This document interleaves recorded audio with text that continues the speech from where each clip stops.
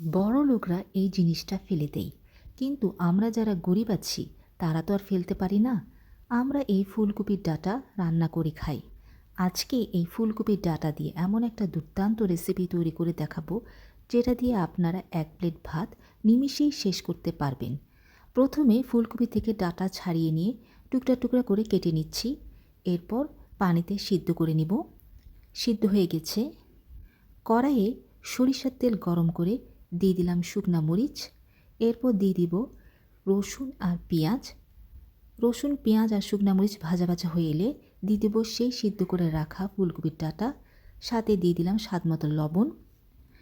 সব কিছু ভাজা ভাজা হয়ে এলে দিয়ে দিব ধনে পাতা। এখন ব্লেন্ড করে নিব। আপনারা চাইলে পাটাও বাটতে পারেন। বাস তৈরি ফুলকপির ডাঁটা দিয়ে তৈরি অত্যন্ত মজার এই ভর্তা। বাসায় একবার তৈরি করে দেখবেন, খেয়ে অবশ্যই আপনারা আমার প্রশংসা করতে বাধ্য হবেন।